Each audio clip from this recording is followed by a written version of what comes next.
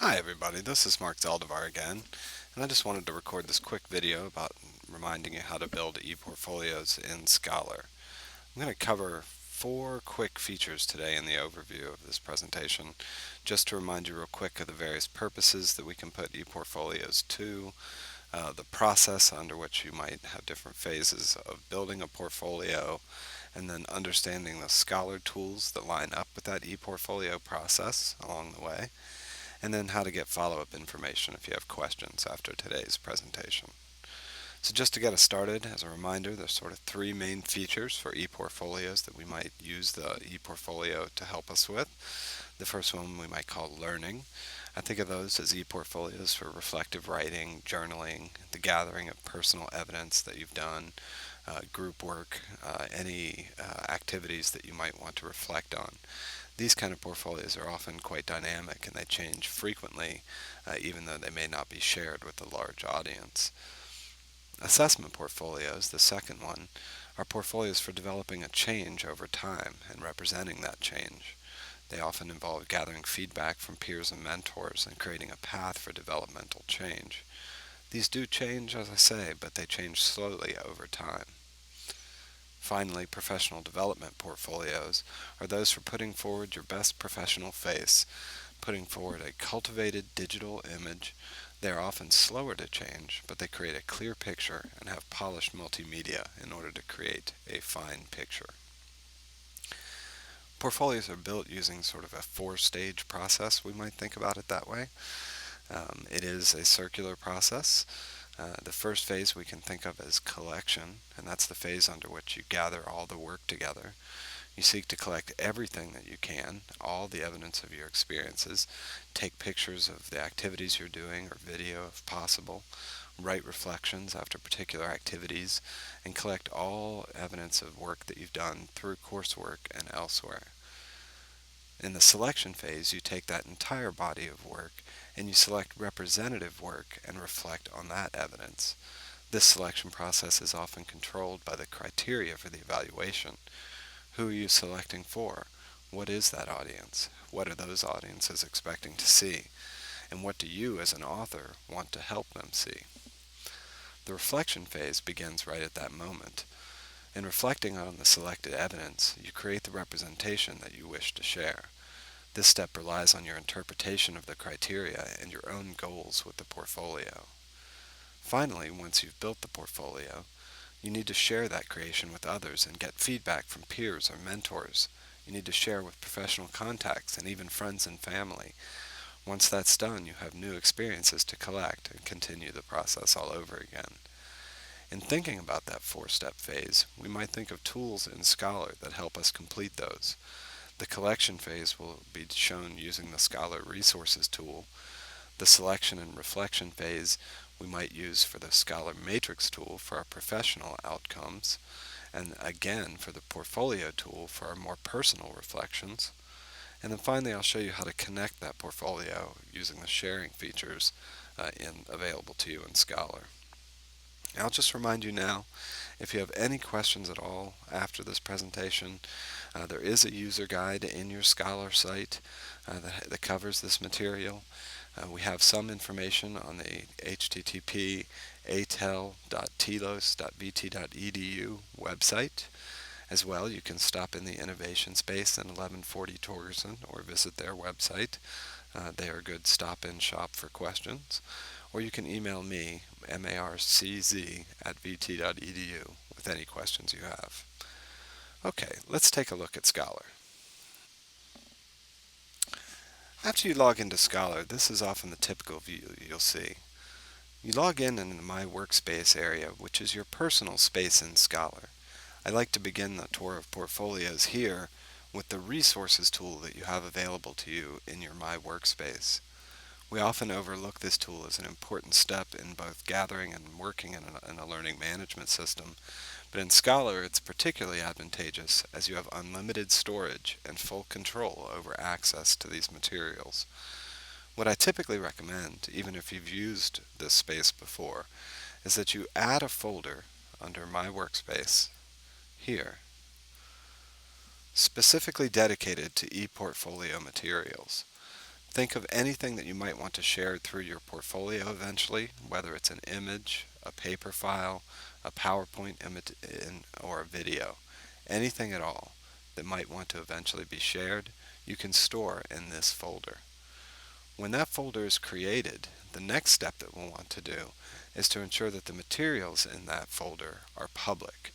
Easiest way to do that is under the Actions menu and edit the details. Here under Availability and Access in the middle of the screen, you want to set the toggle to say this folder and its contents are publicly viewable. That means anything that you store and upload into this folder will be available to the public as you can share it through your portfolio. It is important to realize that many things that you store in your personal workspace can be private. Those in folders marked Entire Site only you can see because you are the only member of this site. Setting something to public just allows you to share it beyond this site. The next step then after the collection phase is the selection and reflection phase. To do that, we're going to switch over to your course portfolio site. For you all, that's Social Studies Ed 15-16. There are two main tools that you want to be aware of in this site. The first one is called Matrices. This is the tool that sort of gathers and organizes your professional standards.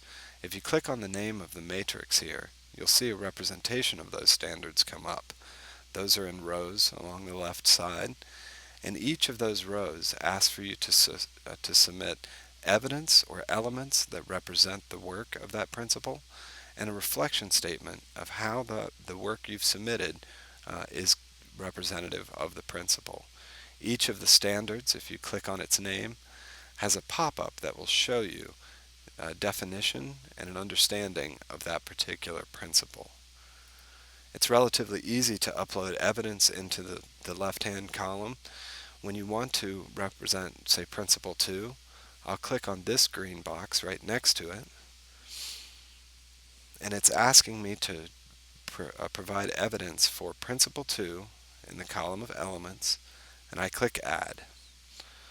What it shows me on the screen are all the folders in my personal workspace that contain materials. If you remember, I created an ePortfolio folder, and in that I might have uploaded materials that I've created for my classes, such as an Excel spreadsheet or an audio podcast.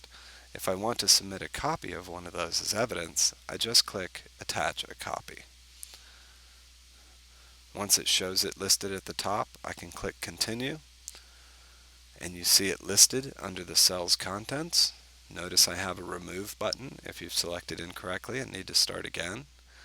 And if you return to the matrix, you'll see an icon representing the artifact that you uploaded.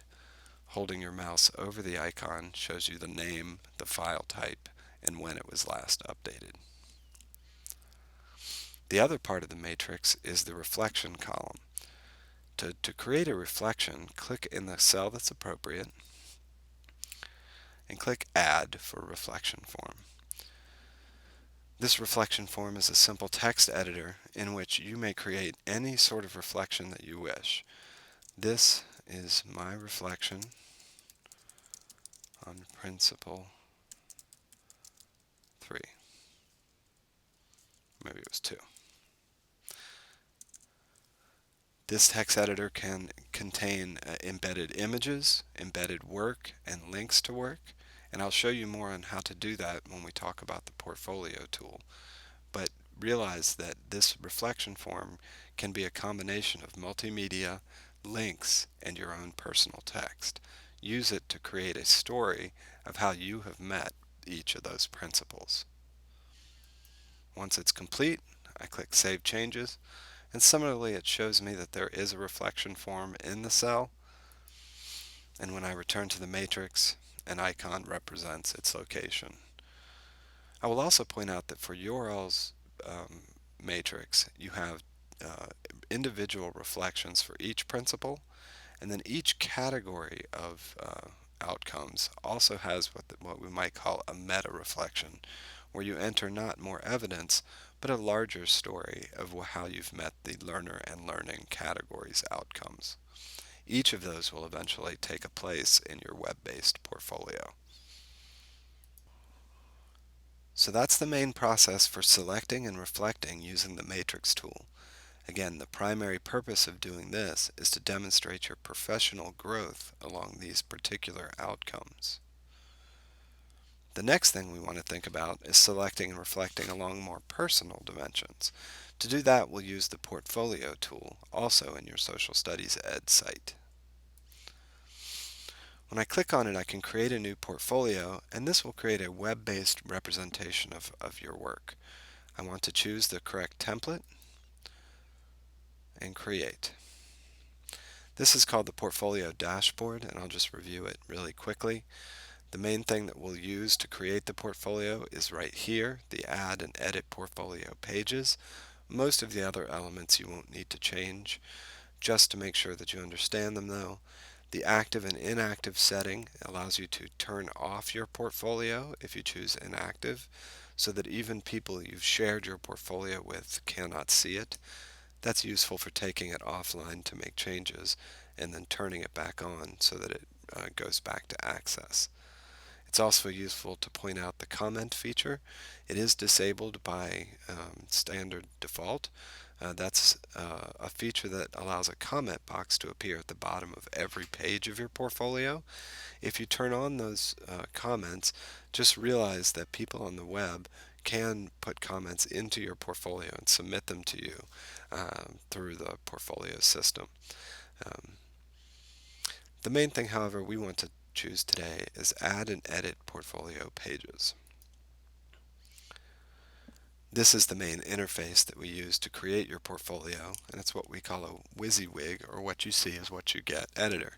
Hopefully, most of what you see is in your final portfolio will be represented on this page when we're done. The basic navigation allows for what we call tabs, or main content pages, along the top of the portfolio, with secondary pages under each category down the left side. So under the welcome page, for instance, is a secondary page about me. Your portfolio contains information from the matrix on the page labeled Intasic, and then these other pages will be created by you as you see fit to match that assignment and that prompt. Each of the pages is fairly simple to create. When you have a page that you want to build, you click on the name of it, so for instance the welcome page, and you'll edit the name of the page here. Edit. When I click on that, I get a very similar text editor as I showed you with the reflection form before. The name of the page is editable up here if this box is editable. So if you don't like welcome and you prefer home, you can change the name here. Then you may use this text editor to build your home page however you wish. This is my ePortfolio home page. I will show you some features of this text editor now just so that you uh, realize, but feel free to play around with these buttons and see what they do. For instance, you do have full text editing features. I can take the text and I can do things like change it to some various fonts that are available. These are web-safe fonts that most computers have available, and so those are safe. I can also change some default sizes and alignments, as I would do with a typical word processor. You've got limited color availabilities over here if you prefer a different color for your text, and the background that will do some highlighting on that as well.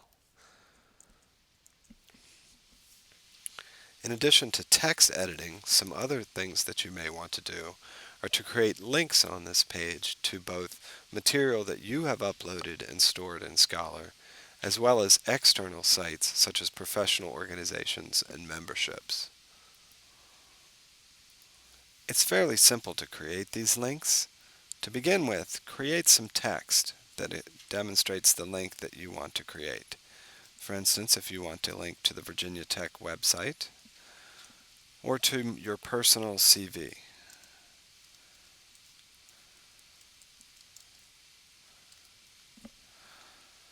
Highlight the text that you want to make a link, and up here there's a globe with a link button on it, controls the linking activity.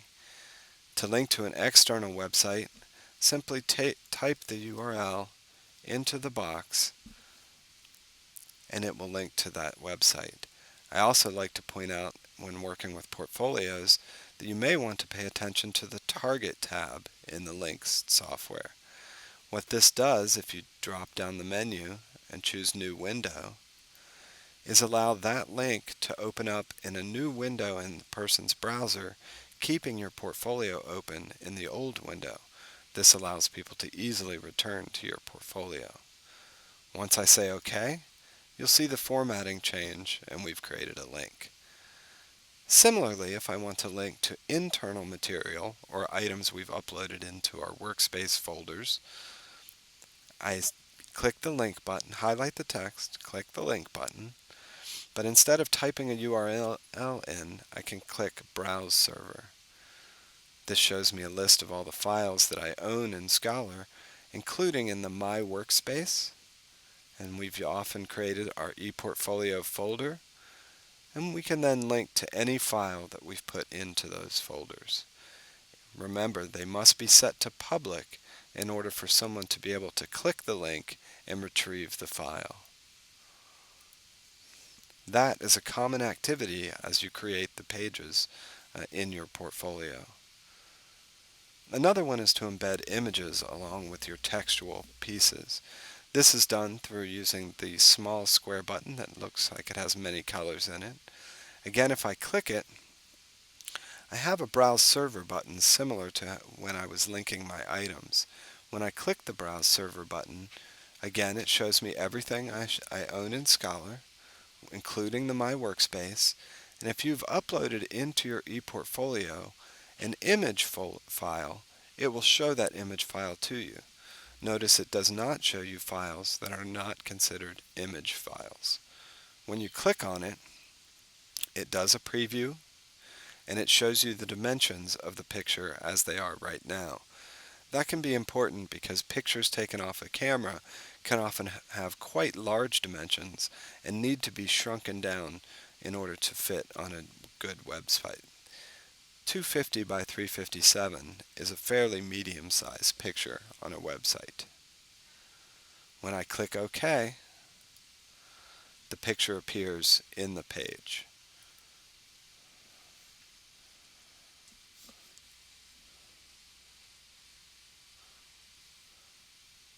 Finally, I like to recommend a formatting option for using the text box.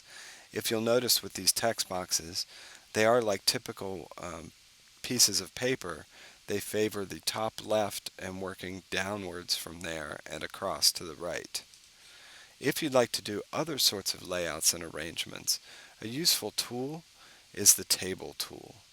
If you insert a table into your web page, and think about the web page as an empty grid with perhaps 3 rows and 3 columns laid over the page.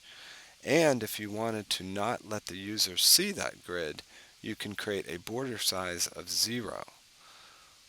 What this does is create an invisible table on your page that you can then fill with different types of text in different locations. This can be a title space, and then over on the left hand side you may choose to insert an image. Remember, Browse Server, choose your portfolio spaces,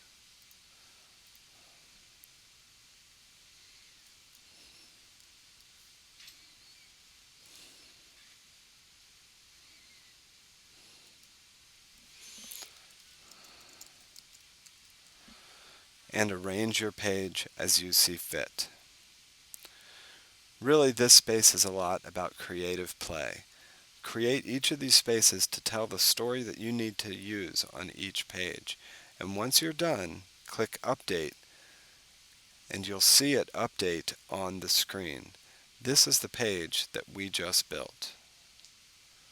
It's the beginnings of a portfolio. The main portfolio pages for your portfolio include Becoming a Teacher, Student Growth, links and any external pages, an About Me page that describes you personally, and the Intasic outcome requirements. All of the pages except Intasic are created the same as I just did here.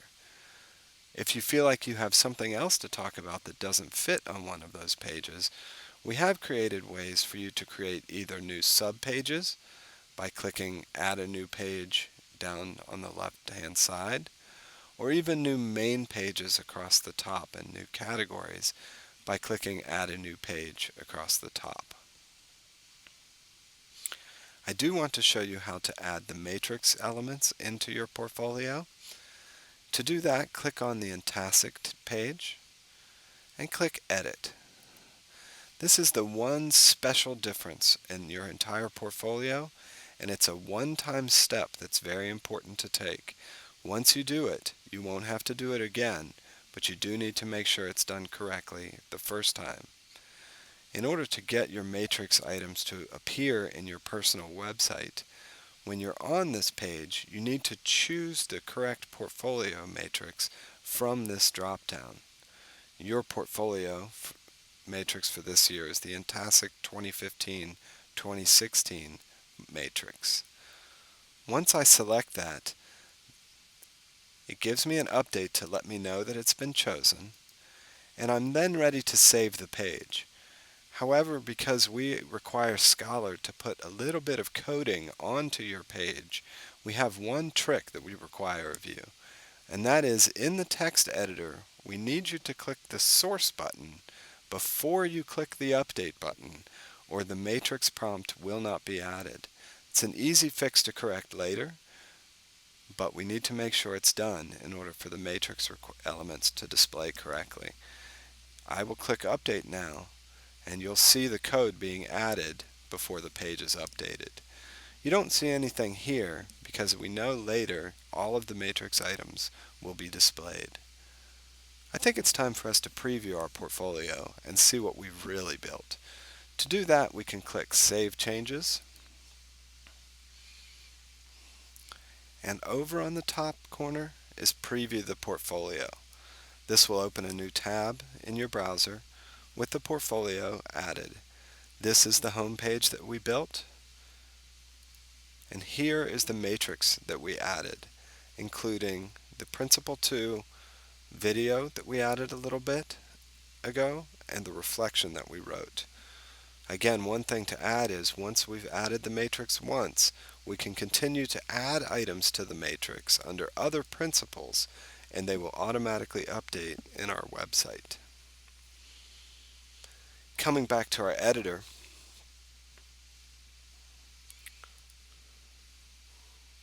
clicking Add Edit Portfolio Pages, we can review the entire portfolio and make sure the contents are as we like. The only other thing to cover are some of the style issues with the portfolio. These are controlled mostly through the header bar at the top. First off, over on the left, to change the name and the subtitle of your portfolio, just click into those spaces, delete the text that's already there, and then add your name, or as you see fit. The subtitle can be done the same way.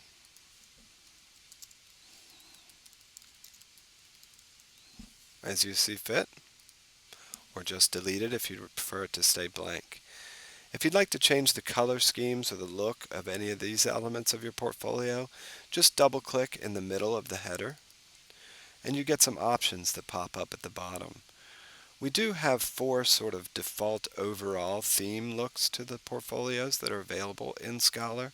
To choose one of those, simply just review it at the bottom. If you like the looks of it, you can save the changes by clicking Save Changes below. This will change most things like color, background, and theme header. You can also, if you wish, change the banner image yourself. We have several of these to choose from. If you prefer the Hokie Sports theme or the currently popular Icy Duck Pond theme, you may do so. You can also upload your own, and it has to have a very specific dimension to it. That dimension is listed in the user guide under banner images. Finally, if you wish, the Virginia Tech logo on the top left can be altered. Depending on the theme you choose, you may want to choose its color and its invisibility to the background. Or again, you may choose to have no header image up in the top. Or you can upload your own, which can be of also a specific dimension listed in the user guide. This allows you to customize the banner and the overall design of your portfolio to your liking. I'll save those changes and you'll see them apply to my portfolio.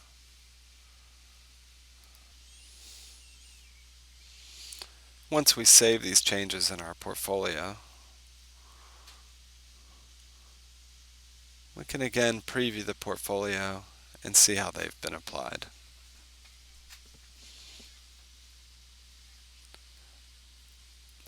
That's really it for designing the portfolio and selecting and reflecting your own content and telling your own story with the portfolio.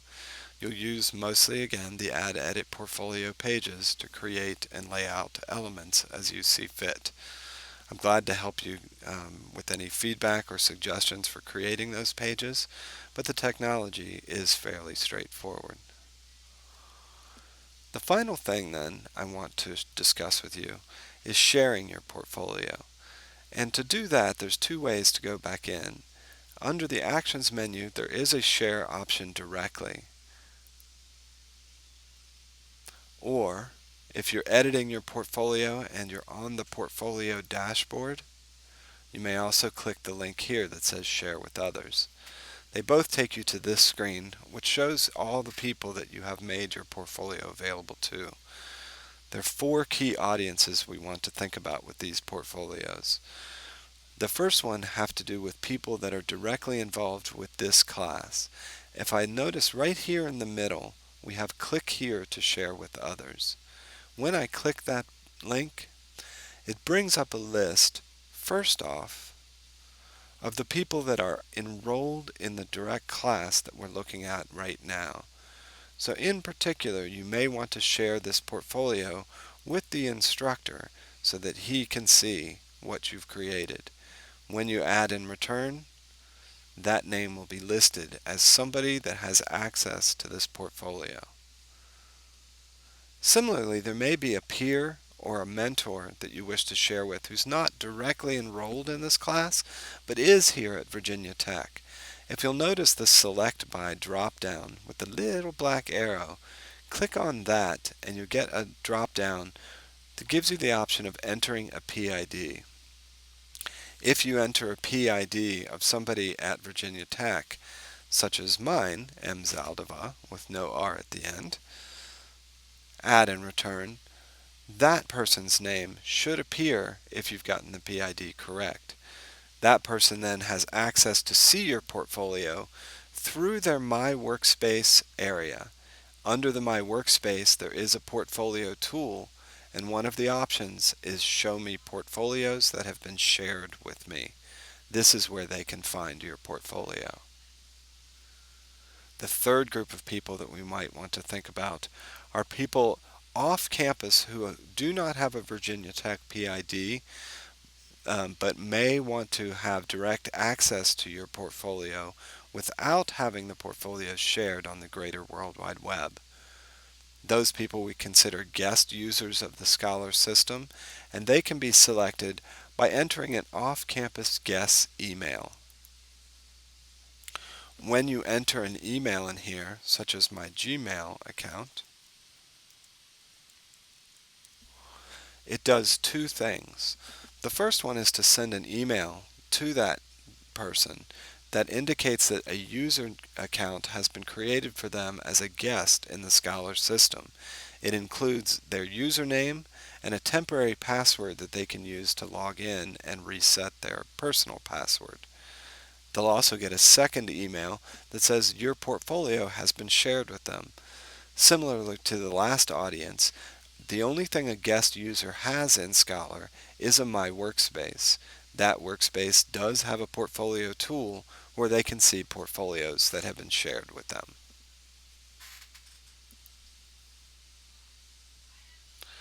Finally, there is a potential for you to share your portfolio with the entire World Wide Web. to take your portfolio and move it into the public sphere. This option is right at the bottom of the share screen.